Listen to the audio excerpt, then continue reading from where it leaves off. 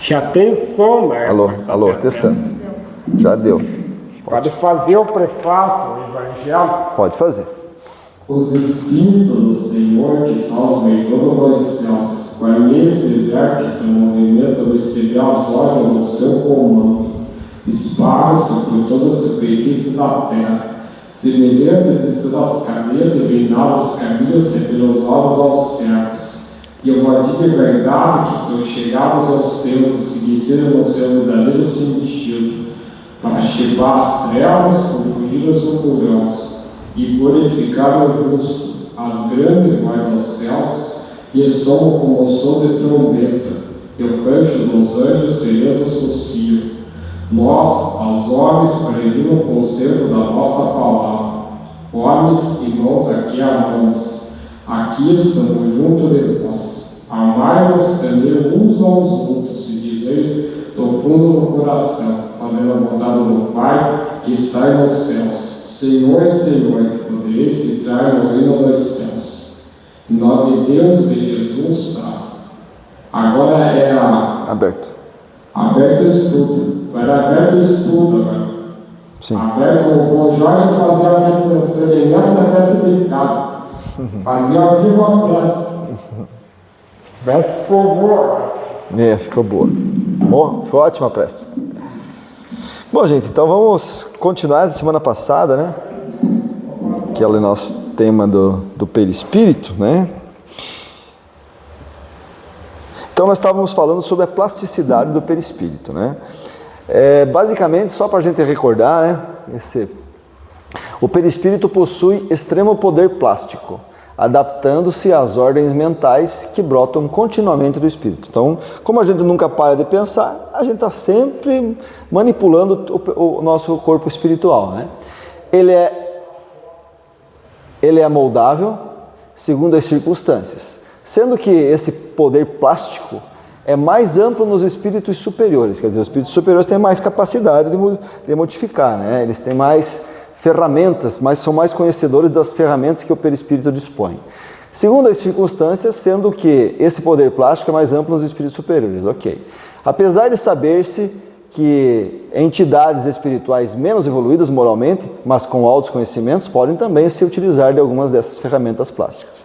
Porém, alguns infelizes podem apresentar graves modificações no seu perispírito, como no caso dos obsessivos, zoantropia e ovoidização. Então hoje nós vamos terminar de falar de ovoidização e vamos falar um pouquinho de zoantropia, tá? Os processos idioplásticos quer dizer o que a ideia tua transforma na matéria. A ideia transforma a matéria, idioplásticos, tá? Acontecem em decorrência da plasticidade do perispírito. E aqui devia ter mais uma coisa, mas não tem. Só para a gente, a título de curiosidade, né?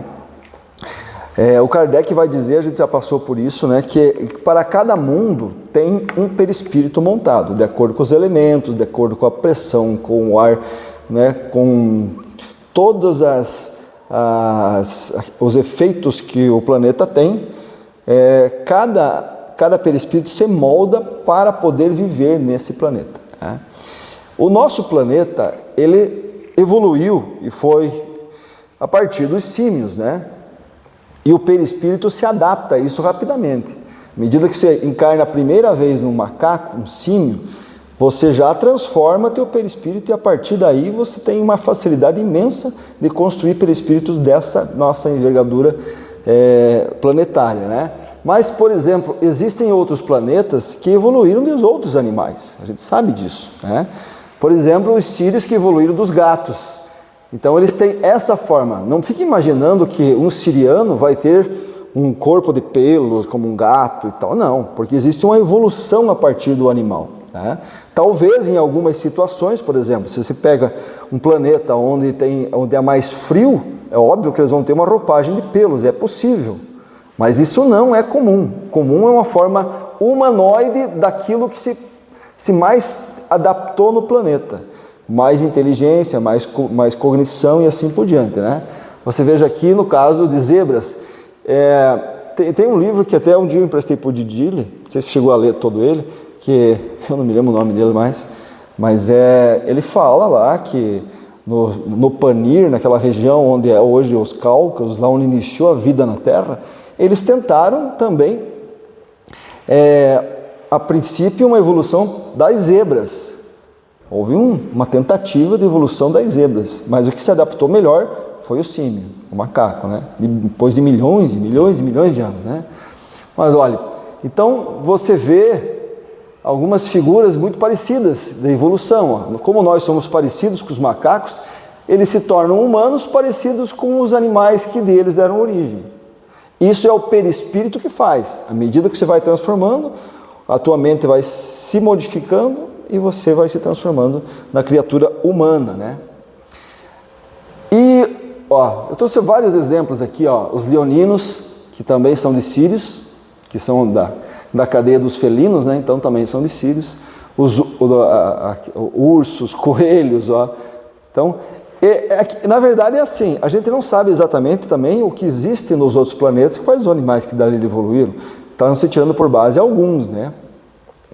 E outra coisa, percebam que até hoje tem pessoas, porque óbvio, a grande maioria que está encarnado hoje aqui, veio há poucas encarnações de outros planetas. Nós estávamos com 1 bilhão de pessoas até 1850, agora nós estamos com 8.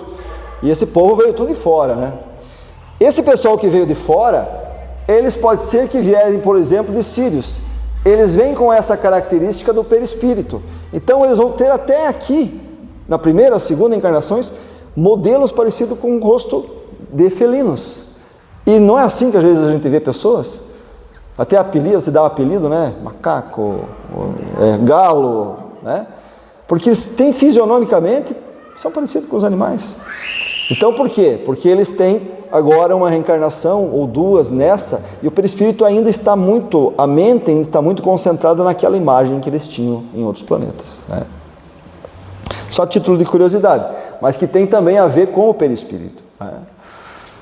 Muito bem, então a plasticidade, né? O perispírito é o eterno espelho da nossa mente, moldando-se de acordo com o seu comando plasticizante, graças à porosidade que o caracteriza, a eteriedade, né? As moléculas estão muito afastadas, então há uma facilidade de você moldar ele, né? Quanto maior o grau evolutivo, mais livre é a modelagem. Quanto mais evoluído é o espírito, né? Mais ele modela. Os menos evoluídos podem apresentar, então, modificações do perispírito, como osantropia e evoidização. E também são facilmente captados por fotografias e filmes, que nós vamos ver na semana que vem. Então, nós estávamos falando sobre o livro Libertação, que tem alguns exemplos de ovoidização, né? O André Luiz, esse aqui. O Gúbio, que é o chefe da delegação. Oi, tudo bem? E o Eloy, tudo bem? Que é outro pesquisador. Eles vão descer a crosta terrestre e vão tentar fazer uma salvação, vamos dizer a palavra, né? Mas eles vão tentar convencer o Gregório, que é um espírito que já há muito tempo está naquele lugar, tanto é que o André Luiz fala no livro dele que as pessoas que vivem naquela cidade são gregorianas, justamente por causa do Gregório, que é ele que comanda tudo aquilo ali, né? Então eles vão lá para tentar convencer o Gregório a passar para o lado do bem, essa é a ideia.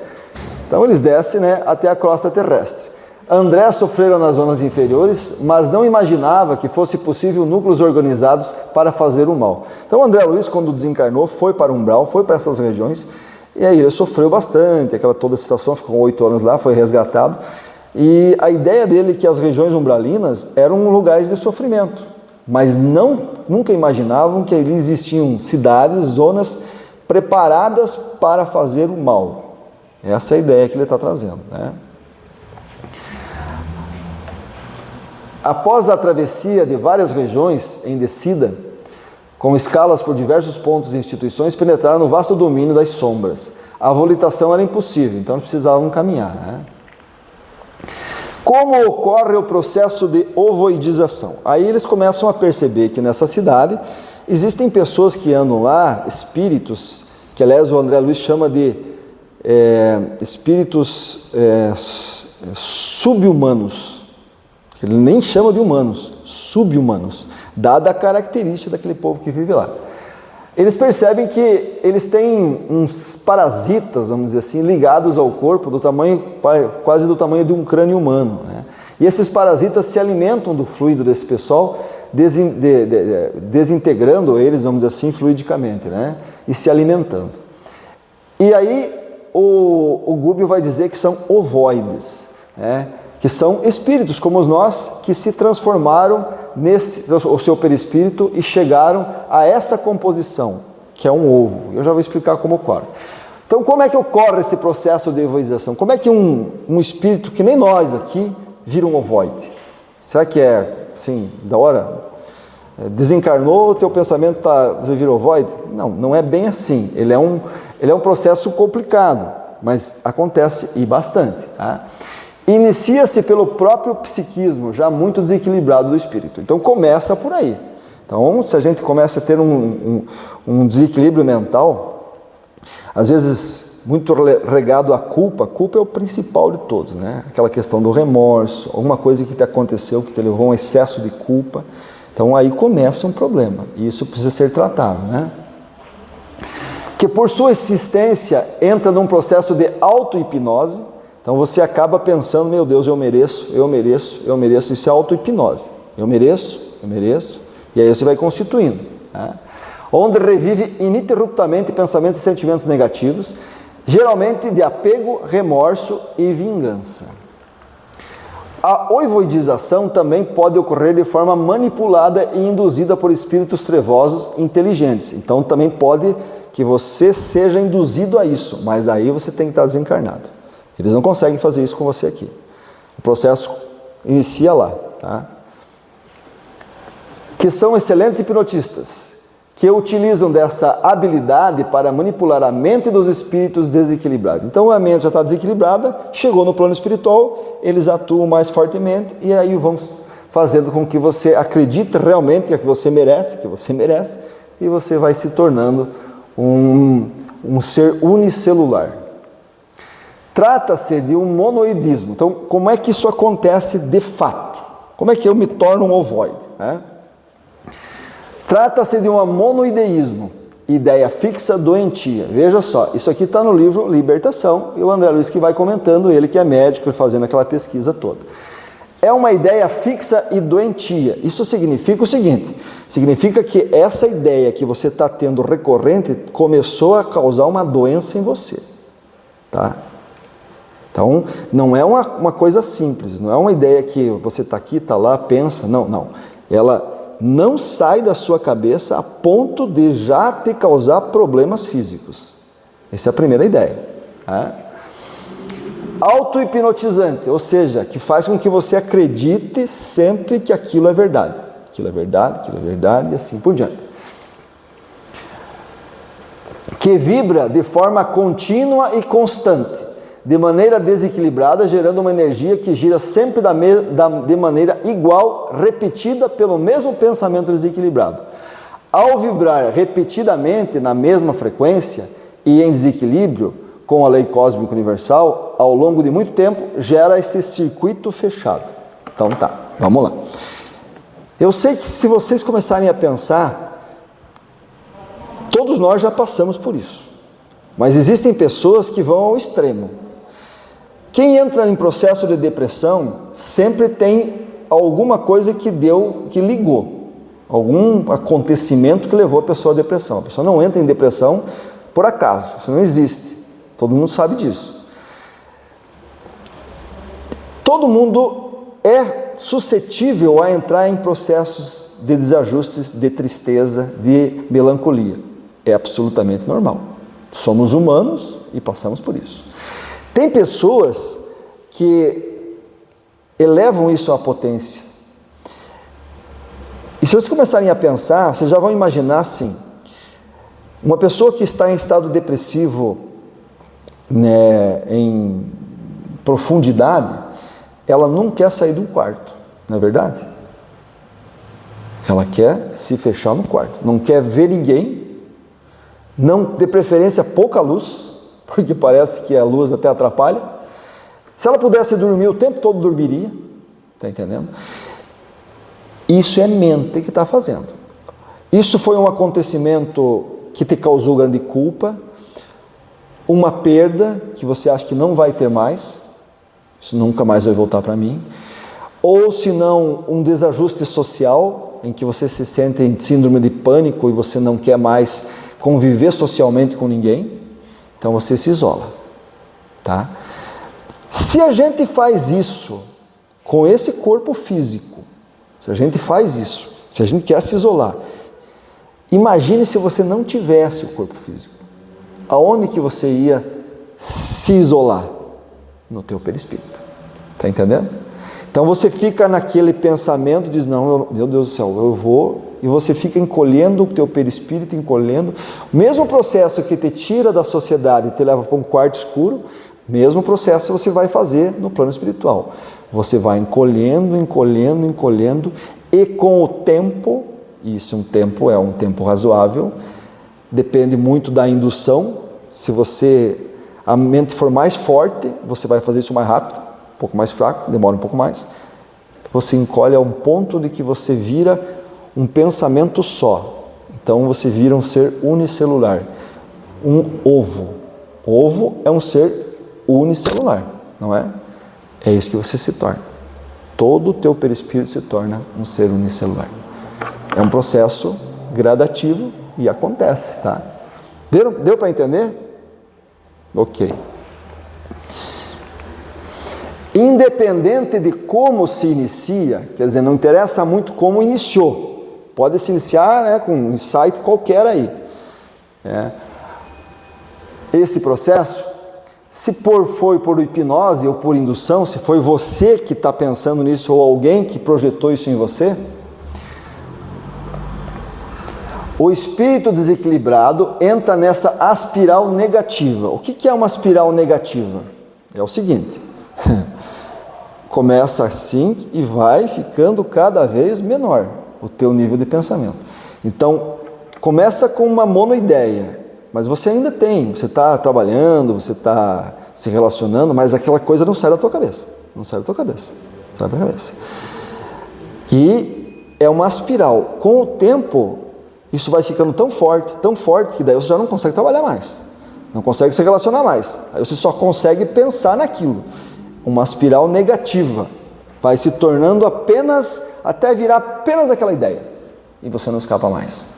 E por tudo que vem fazer, ou que mais falam para você, pode andar em psicólogo, né? Você não consegue escapar disso. É difícil, é bem difícil. Pergunta, Edílio. Também a gente tem esse muitos casos obsessivos, né? Que a pessoa vai com a fascinação e a subjugação e vai para a possessão. E também, por exemplo, as pessoas uma pessoa que nem o Hitler, ele cometeu milhares, milhões de crimes aí, às vezes ele não vai suportar essa carga, até ele pode virar no ovoide e colocar em algum lugar para que os obsessores não consigam achar ele, para ele conseguir, com o tempo, né, esse desespero mudar, para depois ele ter uma outra oportunidade, também acontece isso. Sim, só que, assim, essa coisa tem a ver com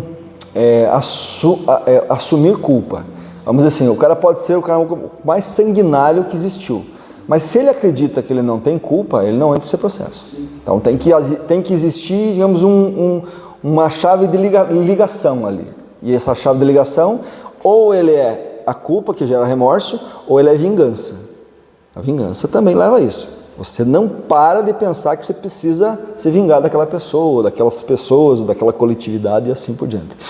Mas essa proteção a espiritualidade faz, e muito bem. Eu conto a história do Robespierre, né?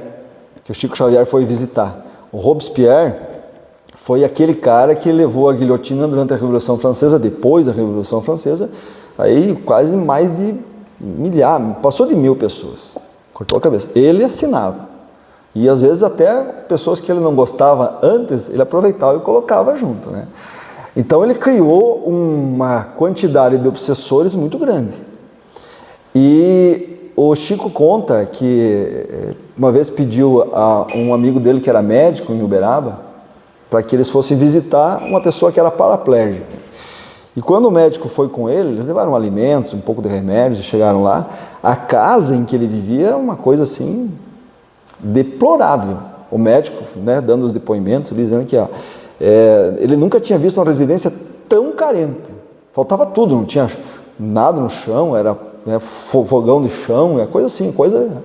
E aquele menino, devia ter aqui uns perto de 20 anos já, todo enrugado, cadeira de roda, deficiente do que eu se imaginava, tinha que alimentar ele na boca, era dificílimo. E então ele ficou muito comovido, o médico, né, com aquela situação.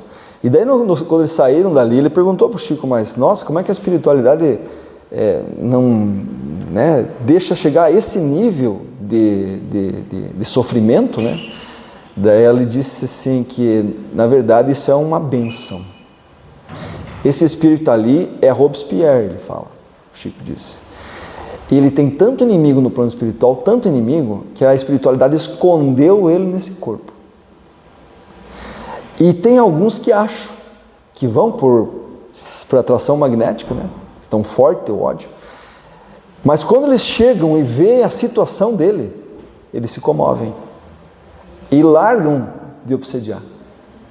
Então ele funciona em duas situações. Primeiro, porque ele cura o perispírito dele, que também tem bastante culpa e já passou por um processo de evoidização. Ele protege dos obsessores, né? E ainda faz com que os obsessores se curem da obsessão que estão presos a ele ainda. Então são várias bênçãos que estão ali, né? Esses são casos nessa situação, né? Mas vamos lá. Entenderam mais ou menos o que eu consegui explicar? Ótimo. Então, entra numa espiral negativa. Cada vez mais você fica pensando só naquilo, né? A forma vai se atrofiando. Então, o perispírito vai aos poucos se atrofiando, né? E se recolhendo em torno da ideia que alimenta. Se fechando em si mesmo. Não é exatamente isso que as pessoas que entram em depressão profunda fazem? Se fecham em si mesmo. Não querem mais nada com ninguém. E nem assumindo a forma em que vivem mentalmente. Então, como você vive num isolado, você vive num opaco, você forma o teu perispírito daquela forma. A gente chama de ovoide. É isso aqui, ó, tá? Esse é o teu campo mental. Na verdade, você está ali ainda, tudo ele, mas você parece isso aqui, ó. É o ovoide, né? E ele vai reduzindo e fica do tamanho ali de uma bola de futebol, alguma coisa assim. É importante considerar que, independente das aquisições intelectuais, pode o espírito mergulhar em tão severo desequilíbrio afetivo. Quer dizer, não tem muito a ver com uma pessoa inteligente, uma pessoa emocionalmente, não. Todos podem passar por isso. Tudo depende do efeito que você recebe. Por isso que a gente sempre fala, eu falo que duas coisas que a gente deveria, já dentro da nossa trajetória espiritual, acabar é culpa e medo. Ninguém é culpado de nada. A gente está aqui para errar, e a gente erra muito, mas é o processo. Quem passa pela Terra sem erros? Ninguém, pouca gente, só os espíritos que já têm uma capacidade e já passaram por isso anteriormente. Então, iniciar processo de culpa é um processo vazio, não vai te trazer nenhum resultado. Então, a culpa deve ser retirada das nossas cabeças. E a segunda é o medo. O medo também é uma coisa que só nos atrapalha hoje. Ajudou no nosso processo evolutivo, né, na questão da proteção física, mas hoje atrapalha. Porque, na verdade, hoje nós não temos muito para que ter medo. A primeira coisa, você tem medo de morrer? Mas a morte não existe, né? Quando você passa daqui para lá, você percebe que a vida natural é lá. Então, você diz, puxa vida, mas que bom que eu morri. Mas isso depois que você desencarnou. Então, entender isso, a hora que você entendeu isso, você perde o medo de tudo. Porque não precisa ter medo de morrer. Não há necessidade. Ter medo de falar em público, aí é diferença. Aí você pode exercitar isso, né? Porque isso é uma coisa que as pessoas têm medo muito. Ou medo, por exemplo, de ser menosprezado dentro da sociedade. Isso é uma coisa muito séria, né? Você perder, por exemplo, a tua moral social, que é o que a gente chama, né? Devido a algum fato que aconteceu que você causou. pela tua inexperiência, pela tua falta de, ainda, pelas paixões que você tem, muito preso à matéria, você pode acontecer de você ter, digamos assim, um falecimento social. Ninguém mais, todo mundo fala mal de você. Mas isso, se você mudar de sociedade, ninguém mais te conhece. Não é certo? Então, sai do teu óculos. Pronto.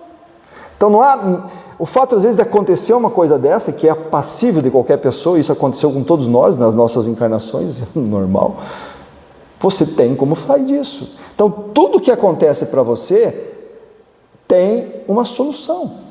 Tem uma solução. Então, o medo, na verdade, ele sempre nos atrapalha. Sempre nos atrapalha. E causa esses transtornos também. Né? Muito bem. Por aí, um void encarnado?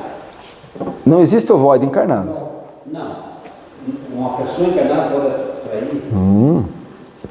Já vou falar. É isso aí. Aliás, é exatamente a tela que eu tenho agora. Tá? Como ocorre a utilização de ovoides no processo de obsessão? Porque esse aqui é o principal caso de tratamento que nós temos aí dentro do plano físico, é o que nós podemos fazer, né? Os ovoides somente conseguem chegar à aura de alguém pela atração que essa pessoa exerce sobre ele. Então é assim, eu só posso colocar um ovoide no Zico se o pensamento do Zico estiver afim, sincronizado ao pensamento desse ovoide. Se o Zico tem o medo, por exemplo, e esse ovoide se transformou por causa do medo, eu só solto o ovoide aqui por Bluetooth, puff, ele já se conecta no pensamento do Zico. E a partir daí, o Zico vai ter, não só ele pensando em medo, mas a partir daí, duas pessoas ou dois pensamentos sobre medo, que vai potencializar muito mais. Por isso que um ovoide é um perigo. Entenderam? E o desligamento também de um ovoide para o espírito obsessor é mais fácil, né? De você desatar a coisa, né? Do que o ovoide. Porque Ah, sim, sem dúvida. Porque o ovoide, ele está tendo uma monoideia. Um espírito obsessor, você conversa com ele está ciente do que ele está fazendo. Então você pode levar um papo com ele. Agora, um ovoide, não tem como você... Tenta falar com alguém que está em depressão e só pensa naquela coisa que está acontecendo com ele. Você pode falar várias coisas, tentar convencer para ele, não muda, sempre o mesmo processo. Fala sobre isso, agora vagamente assim, eu estava lembrando que tinha uma mulher, que ela tinha 3 ovoides ali. Sim. E o trabalho que deu para tirar, é isso. Ela encarnou e continuou, né? Exatamente, é isso aí. Nada é mais necessário para a ponte, basta a sintonia entre os dois. Pensamento igual, atraiu. Olha como ele está fazendo ali, ó. Tá vendo? Ele só está soltando os ovoides ali. E eles vão se conectar pelo pensamento. É Bluetooth, direto. Não é à toa o mandamento de Jesus, orai e vigiai. Por isso que a gente precisa espantar o pensamento negativo da gente. Quando você percebe que você está repetidamente com o mesmo pensamento ruim, tome uma atitude. Porque você está aproximando coisa ruim. Pode ser um obsessor simples, mas pode ser um ovoide. Mas assim, ovoides, eles não vêm por acaso. Para o preto ter ovoide, ele tem que ter uma equipe de trabalho no plano espiritual que está fazendo todo um programa, um processo, uma estratégia para colocar o ovoide nele. Não é qualquer um que põe um ovoide.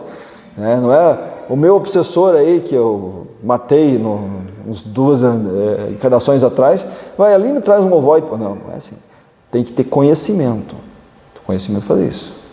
Tem laboratórios no plano espiritual de produção de ovoides para isso. Então você vai lá, faz um contrato, você compra, você se compromete a ajudar nas encarnações. E é o processo do mal. É o mal puxando o mal. Está entendendo? Isso não é uma coisa simples. Tá? Mas ele existe e bastante.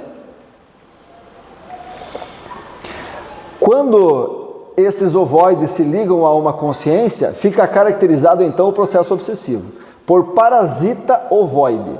A massa fluídica, essa massa fluídica aqui, né, que se transformou o perispírito do espírito doente, envolve sutilmente o seu alvo, sutilmente, e depois liga-se, cola-se ao seu perispírito, distorcendo-lhe ideias, pensamentos, opiniões, inclusive atitudes.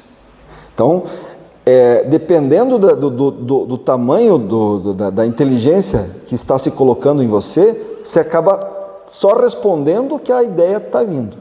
E por isso que, assim, é um processo difícil de você voltar e de você analisar. Porque não adianta você ir num psicólogo, num médico, ele não vai entender isso, ele não vai resolver o teu problema.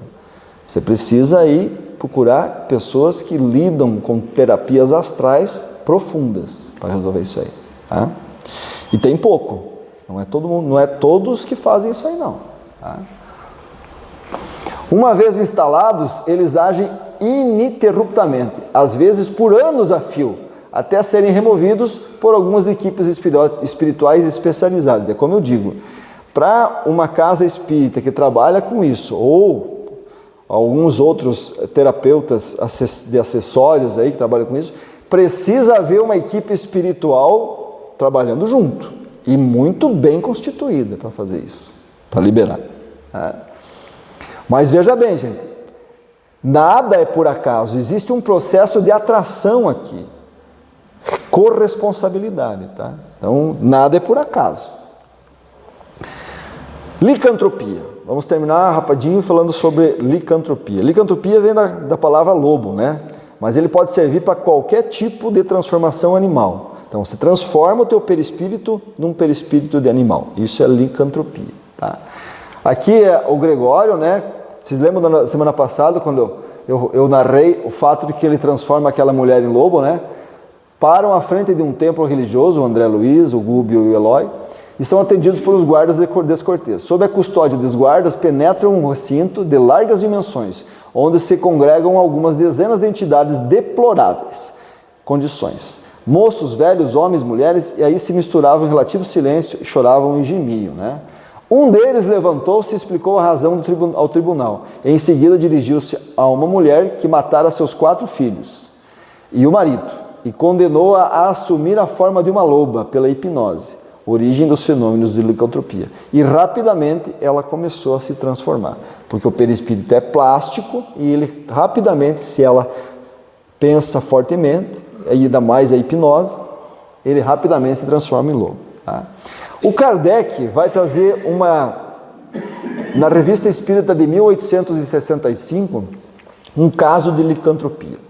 Então, o que eu estou falando agora, o que eu vou falar, não é um livro psicografado. É um caso real que aconteceu no tempo do Kardec. O Kardec, quando vai trazer casos para a Revista Espírita, são casos reais. Tá?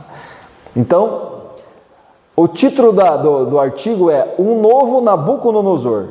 Por que um novo Nabucodonosor? Vocês, não sei se vocês lembram, ou já alguma vez explicaram, Nabucodonosor foi um dos maiores reis da Babilônia, foi o que trouxe o povo hebreu como prisioneiros para a Babilônia. Junto trouxe o profeta Daniel.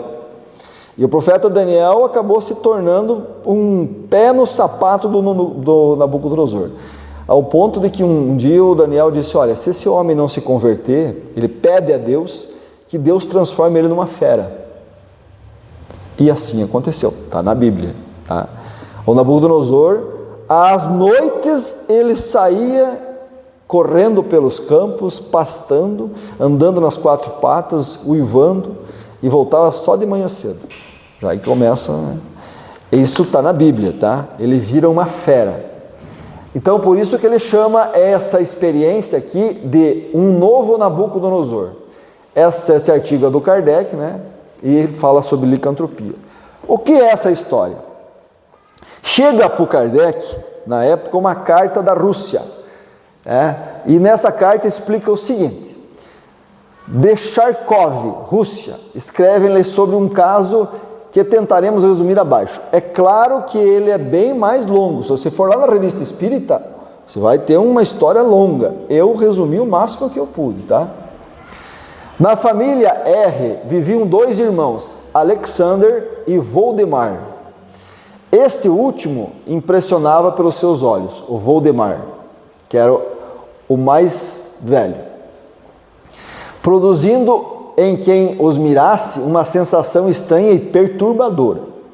O mesmo acontecia com seu irmão, em cujos olhos negros havia também um certo magnetismo fascinador, embora em menor grau. Voldemar, na escola, sobressaía-se sobre Alexandre, assombrando seus mestres e colegas por aptidões fora do comum. Passam-se os tempos. Voldemar morre aos 16 anos. O irmão se transforma e passa a ter hábitos esquisitos, anormais, intercalados por atos e hábitos inteiramente normais. Quer dizer, então ele tinha crises. Mas olha, ele estava bem, mas olha, ele estava em crise. Não sendo, pois, um doido comum. Então eles não analisavam ele como um doido comum, porque eles às vezes conversavam com ele e estava tudo bem, tudo certinho. O rapaz dirigia-se muitas vezes para uma choupana que servia de galinheiro, despojava-se de suas vestes e ali permanecia insistentemente. Às vezes, Alexandre ficava num pardieiro. Pardieiro é uma casa velha, um prédio velho, completamente nu, em pé, exposto a todos os ventos e temperaturas baixíssimas. Imagina a Rússia. Imagina a Rússia.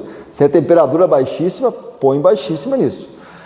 Poucas vezes se servia de palavra humana. Então, quando ele entrava nessas crises, ele não falava nada. A maneira dos animais adquiriu-lhes o mugido especial. Só mugia. Kardec lê a narrativa que ele remete na Rússia e leva à Sociedade Espírita de Paris. Então, ele leva o problema na Sociedade Espírita de Paris para um objeto de estudo. 3 comunicações mediúnicas foram então obtidas. Esse Alexander, na história, por isso que eu falei que eu resumi, mas ele com o tempo, ele já não conseguia mais levantar a cabeça. Ele ficava só assim, e ele já não andava só com 2 pés, ele precisava da ajuda das 2 mãos. Então ele praticamente engatinhava como um lobo. As mãos deles cresceram, as unhas ficaram fortes, os pés alargaram, ele ficou realmente parecido com um lobo, muito parecido.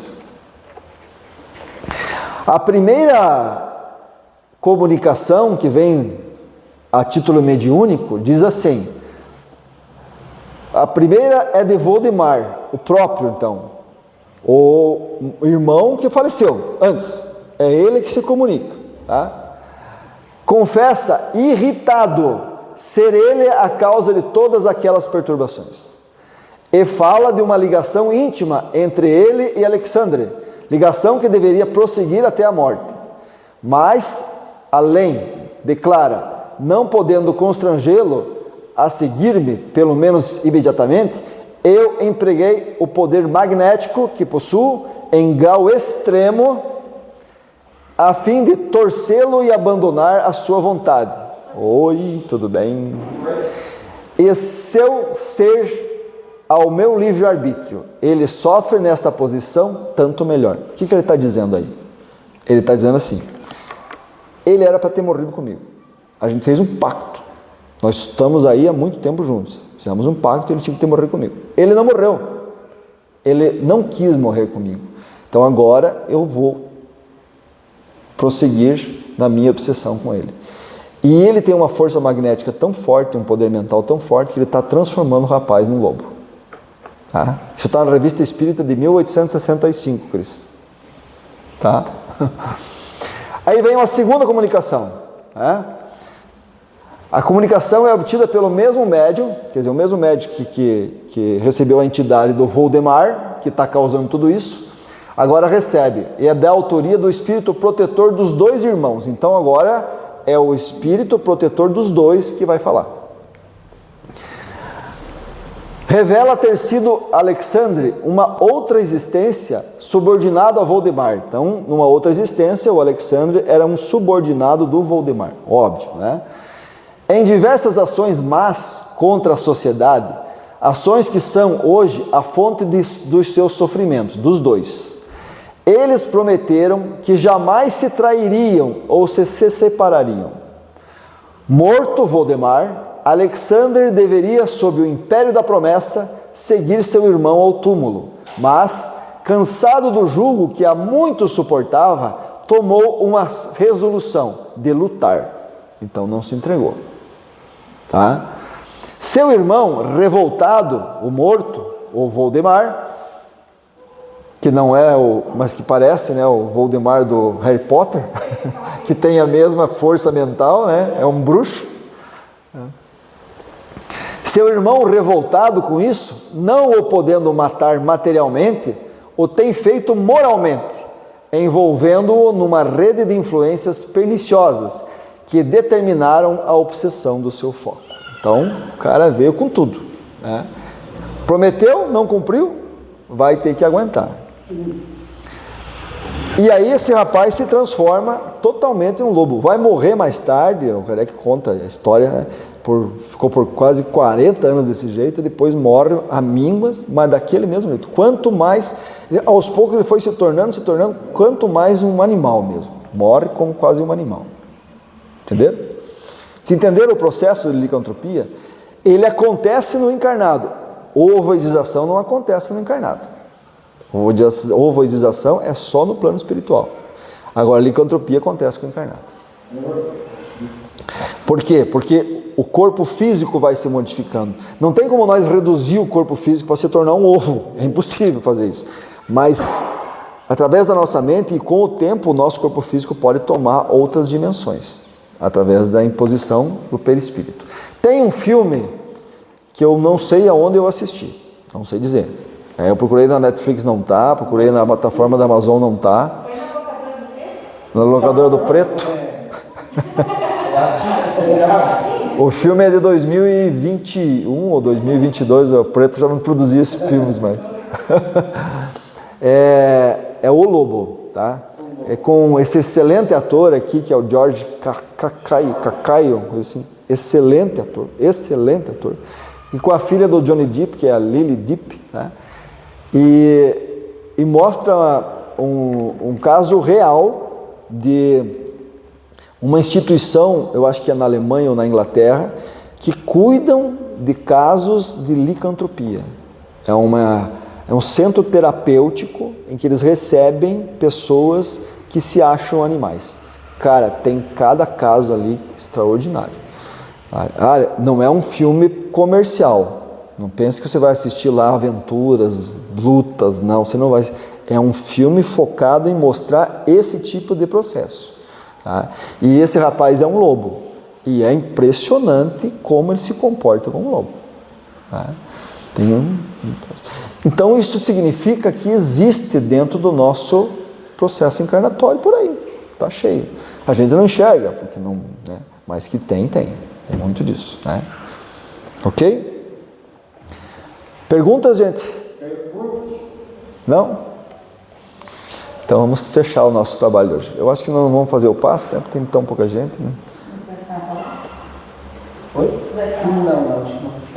Então vamos fazer o passe. Vamos lá. Então vamos fechar os nossos olhos e vamos agradecer a oportunidade que tivemos do estudo, agradecer ao nosso mentor por nos conduzir até a casa, para que a gente possa receber o auxílio da espiritualidade, possa aproveitar esses fluidos tão bem preparados. Agradecer a doutrina espírita e a profundidade dos conhecimentos que aos poucos a gente vai descortinando. E, sobretudo, agradecer a possibilidade de estarmos nos esclarecendo, estarmos aumentando o nosso conhecimento a respeito da vida maior. Em nome de Jesus e em nome de todos os espíritos que aqui nos ajudaram, a gente agradece e fecha o trabalho do estudo da noite de hoje. Que assim seja.